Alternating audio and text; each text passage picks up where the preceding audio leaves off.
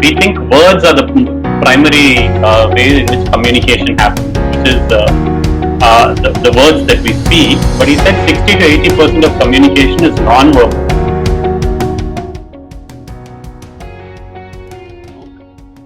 It's a movie starring Paul Newman. It's a very interesting movie, so maybe you need to pick it up.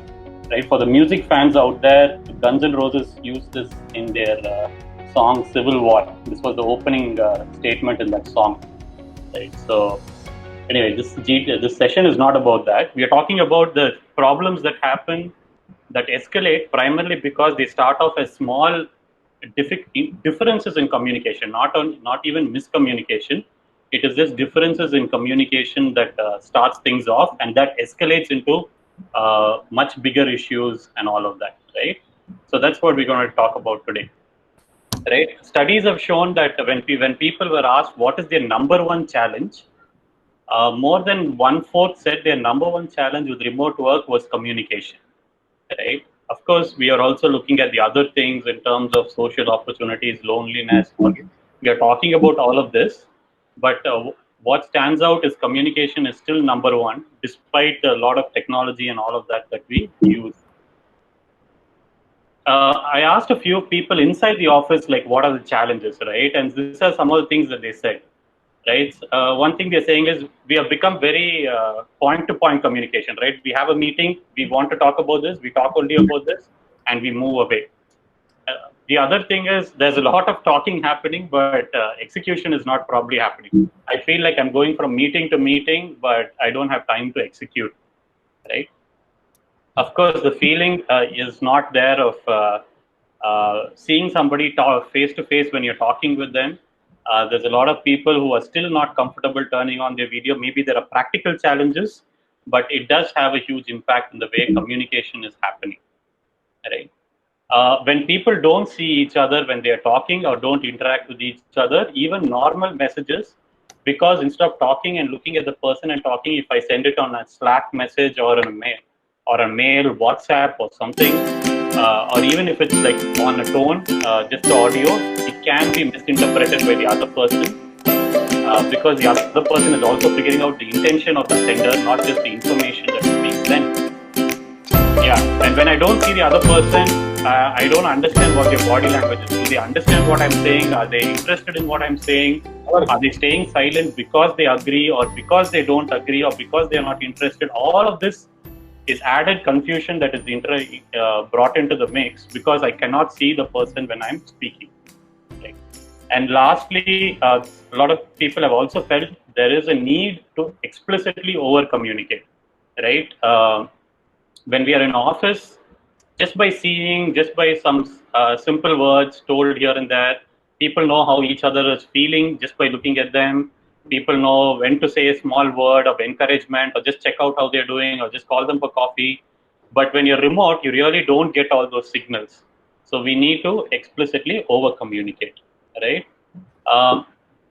I'll share some of the deeper, issues, but I'd also encourage some of you on the call who are experiencing these issues, maybe right now, to share what are the challenges that you are facing, right? I know some of you have experienced this. Maybe you can just come on, take a couple of minutes and share some practical instances. Abhishek, Suresh here. Can I say something? Please, Suresh. Yeah. Hello, guys. Like a couple of weeks ago, when I was talking to Abhishek, this is something that came to me, and I felt that we should address this problem in the G2G, and that's one of the reasons why Abhishek is doing this presentation. But somewhere in the presentation, I actually felt that you might miss the key point that he is trying to deliver. The key point is, which we talked about, was when you run into some conflict between your peers, or between your manager, or between your teams, or even people who are reporting to you, I think as a thumb rule, suspect that some communication has gone wrong.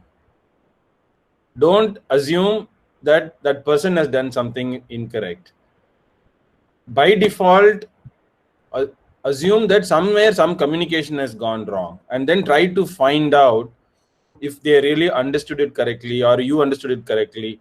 So all I'm trying to say here is default to blaming the gap in the communication rather than blaming the person. Always assume somewhere in this process this communication has gone wrong. And I can tell you there are innumerable examples. It has happened in the pre-COVID times. I've always assumed, because of the position that I'm in, a lot of complaints come to me, and then when we dig deeper and try to understand the problem, somewhere some two people have sort of misunderstood what one person said, what another person said, and they build on top of it, and then eventually they get really run into issues. But why we were talking about this right now more is because when we were talking face to face, when we have the body language, when we have the tone, and all of that active communication channel itself, there are a lot of problems that happened in the past. Now we are remote plus. Most of the time we are seeing in chat messages, we are seeing all that stuff. In chat messages you cannot communicate tone. So you might think somebody is sort of screaming at you while he just posted a simple message, right? Sometimes you can even see in our own chat conversations. So and hence all the more important to blame and suspect the communication rather than anything else at this point in time, and then work on it, and then be conscious about it. This is a larger point that I wanted to make sure that you guys do not miss it. Yeah, I think I'll love to, meaning as Abhishek said, it'll be good to hear from others' experiences, on this topic. Yes, thank you. Thanks, Raj. Actually, we will come to some of the things that you shared as the closing slide. But others, if you can share some experiences that you've had while working remotely around this.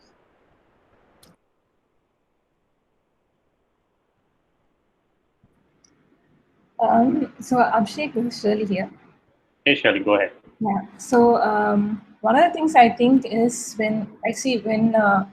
if I'm speaking to even somebody who I've already worked with previously, the communication and tone would be different. Like I would understand like what he means by that.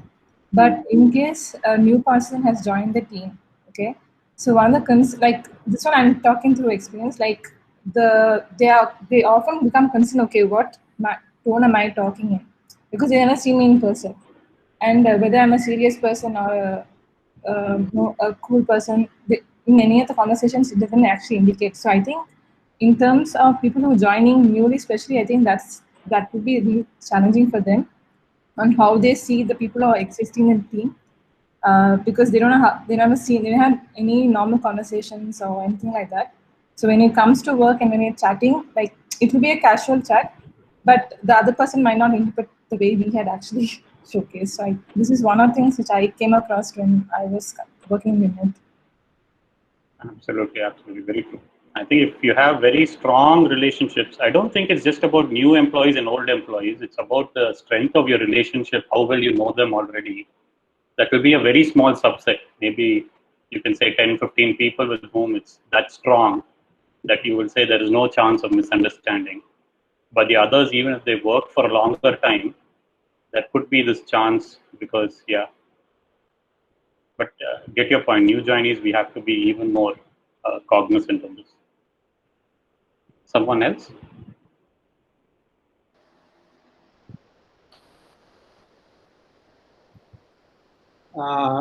Dinesh here, Abhishek. So when you're at office, we know when someone is busy or not busy, right? So that's very difficult in remote communication.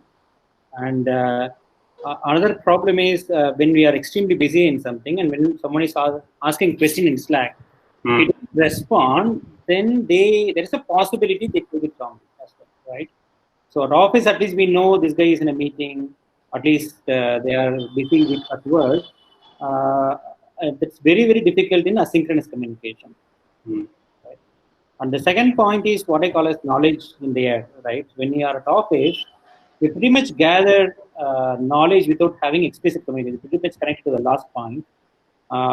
In remote communication, that is very difficult. So we don't know what is happening in other teams, right? In product, we don't know what's happening in other squads as well.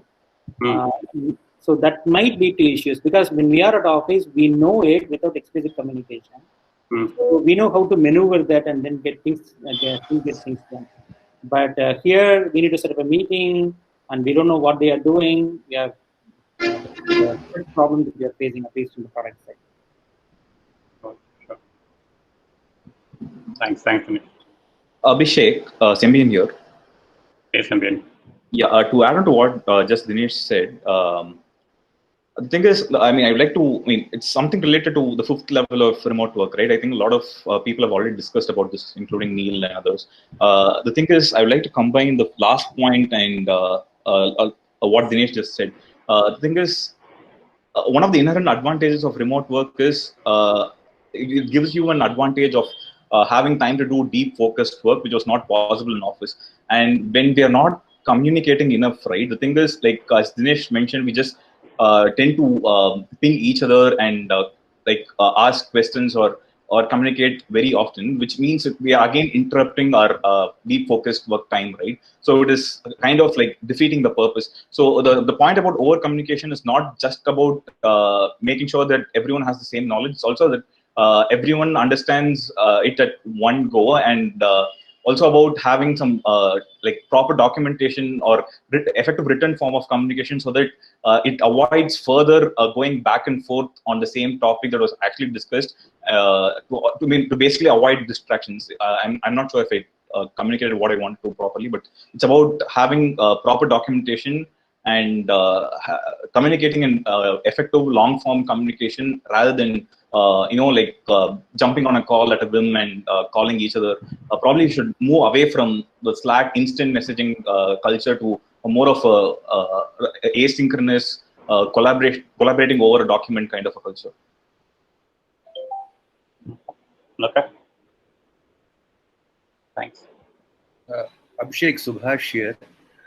One thing which I see is a challenge with the language itself. Meaning, in office and face-to-face, I can say to people, hey, Pannada, do this, da.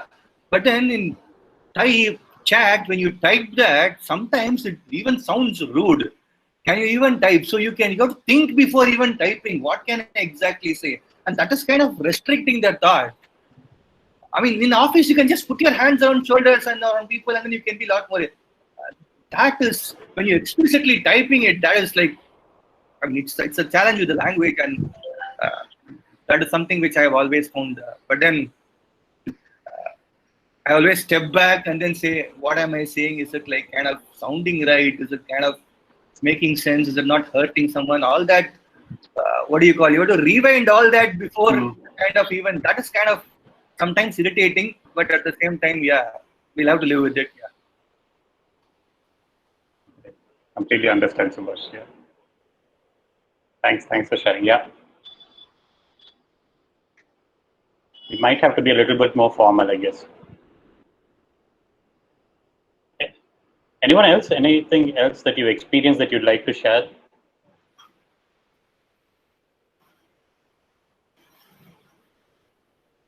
Cool. Just to look at these practical issues and even the ones that people have shared, right? Just to go look at the deeper reasons, right? So obviously, we're not going to solve issue by issue. Just some of the deeper reasons for you to think about. Why does this happen, right? One is, of course, like you said, I'm just kind of bringing it all together now. One, we need to understand that the mode of communication and hence the channel, as Suresh was saying, has changed, because mode is primarily now written, whether it's chats over Slack, WhatsApp, whatever it is, or audio, because we are on calls, but we don't have the video on, so I'm just hearing the person and all of that. So that's a big change from face to face. There is also a feeling that we spoke of, that there is a transactional nature to the communication and hence the relationship itself. Like somebody is setting up a meeting only because they want something from me, or I'm going to a meeting with somebody because I want something from them. The general conversations we used to have, what we call the water cooler conversations or the lunch conversations, where we just try to find out, hey, I'm just talking to you just because I want to know what's happening, how was the weekend, what were you doing, and all of that has gone. So I know the next time somebody is setting up a meeting, there is an agenda. I'm not saying that it is wrong. Of course, we need to have an agenda for a meeting, but that seems to be the only focus, right? So there is a tendency when it is primarily written in audio for us to misinterpret the intent and tone of the message, no matter how experienced we are, or no matter how much we consider ourselves to be a very nice person. I don't judge people, etc. It always is the risk, right? Because we are looking at information, and not just information, but we are also interpreting a lot of intent behind it. Like Dinesh was saying, if somebody does not respond to my message, I'm trying to understand why, right? So I'm also questioning the intent. It is not just the lack of response that is troubling me, it is the intent which I am imposing on it that is probably troubling me, right? And the reason for this is just to give you a little bit of theory, because I used to love talking about this earlier. This is not a study that is 100% true today. It was done in the 1950s. It was called the Mehrabian model, right? Albert Mehrabian was, I think he was a sociologist who studied how communication happens. And he said, contrary to our thinking, we think words are the primary way in which communication happens, which is the words that we speak. But he said 60 to 80% of communication is non-verbal. What is that? That is primarily the tone and the body language that we speak, right? They add key insights to the message. So people, when they look at us, right, that's why when they talk to somebody, they say, hey, look at me, and when you're talking to me, right? Even with kids, we say that. Because there's so much information that is being transmitted, right?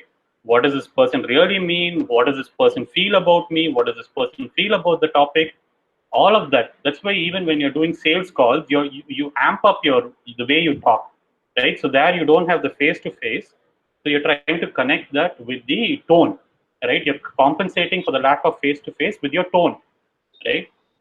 So when it is not present, when we are intentionally, some of us are not having the video on, we are leaving ourselves open to misunderstandings. This is the study I was sharing with you, right? The actual words you speak, you can talk for a long time, right? I can talk for a long time, but I might still not convince you if you cannot see me, or if I'm talking in a flat tone, right? So sometimes, like Subhash said, right, all I need to do is put my arm around somebody's shoulder. That will communicate more than all the flowery language I use to encourage that person, right? So how do you put your arm around somebody's shoulder when you are working remotely, right? And I think it's important that we understand this. Without body language and all of that, there is a lot of, let's say, pressure put on communication through the words that we use. That is why people are looking, like if you write one sentence in a chat, people keep reading it because there's nothing else for them to get the information from. So they keep reading it, they read it again, oh no, look at this, etc. This is scientific fact that we are dealing with. So I think you need to be aware. The way to compensate for that is what we would look at in the last slide. But I'm just going to pause here. Any questions, any comments on this? Any agreements, disagreements on the reasons? Before we go into the ways we can solve it. Agree, Abhishek. So that's why I usually tend to, when asking someone for something, I usually tend to use the words please and thank you more often now than while at office, because I don't want them to take me in a different tone, right? So that at least that kind of, at least helps me put across what tone I'm asking in, right? So absolutely, it's one of the hacks that I'm doing, particularly consciously when I'm at remote work. Awesome. You've actually jumped ahead one slide. Yeah. Oh. Anyone else? No, but thanks. That resonates, right? That means it's working. Any other comments, thoughts? Okay, so Vandana here. Yes, Vandana. Yes, so just one small observation which I've noticed, behavior basically, like when they're typing on chat, a lot of people do it unintentionally, like they tend to add a lot of question marks to the end of the sentence.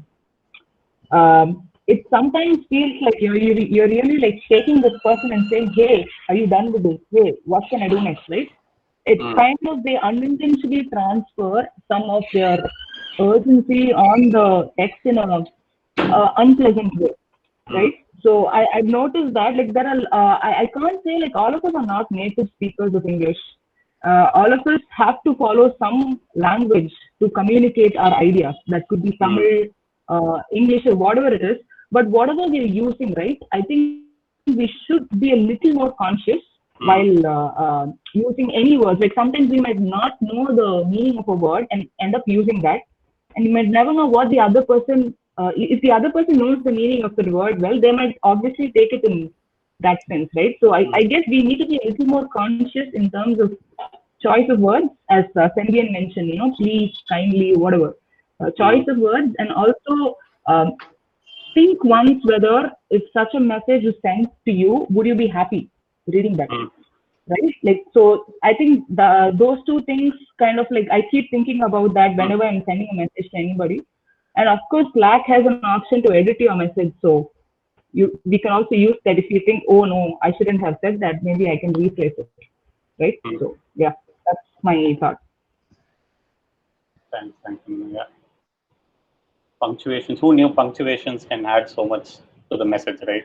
When we are talking, we wouldn't have thought about it. Right. So just some things that like I said, some ways we can deal with it. This is not exhaustive, but just some things we can try doing differently. Like Sembian also said, right? Maybe if you're writing, just add, there's no harm in writing, please, thank you, or sorry, I missed your call and message. You might say, hey, it seems very formal, I'm not like that, and all of that. But I would say, like Shirley was saying, not all relationships are that strong, right? So it's better to err on the side of caution in certain cases, till you know for sure, okay, I can talk like this to that person, etc. Right? So that is one thing that we could do. The other thing is, if you're feeling the back and forths are happening too much, and somehow either that person is not getting what you're saying, or you're not understanding, like, why is this person talking about this when I'm actually talking about something else or asking something else, just call the person or just set up a time, just ask them, can we get on a call? If they're busy, hey, can we get on a call soon? Just to clarify, it will be easier. I'm not sure I understand, right? Something like that. Don't get into a loop, right? Like Vandana was saying, some of us are not good at English, some of us are very good in writing, right? So we write like long passages, right? And once you put it out, there's no way you can take it back.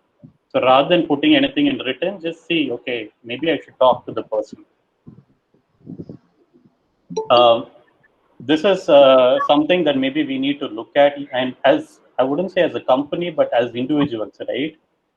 This is going to be if remote plus is going to be the new way that we work. Our home is our office, and when we are office, we cannot always say that, you know what, I'm not presentable to be on camera, things of that nature. I think it is expected of us that if we choose to work from home, we are still working. At that time, we are still professional.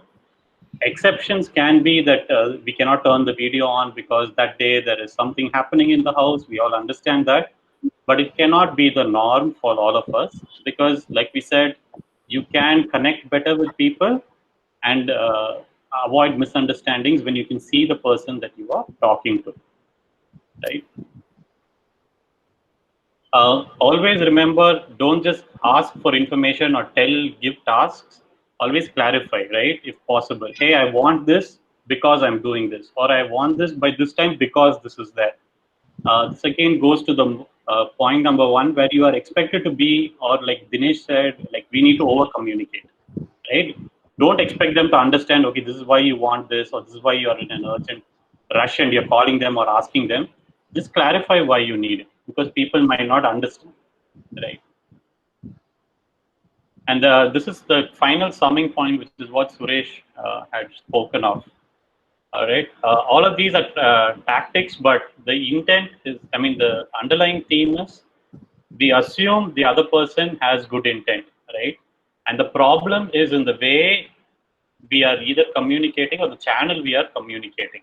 It is not a problem with the person.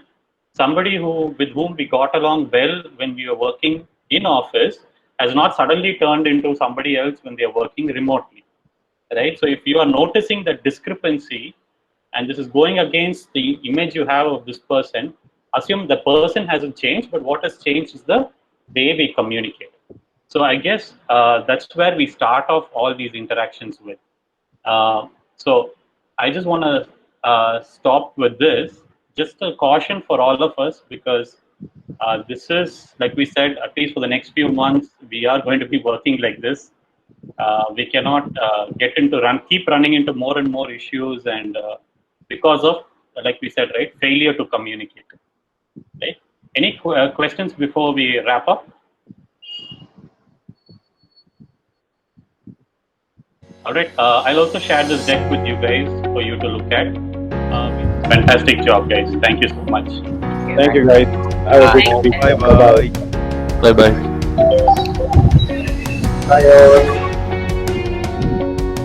Bye everyone.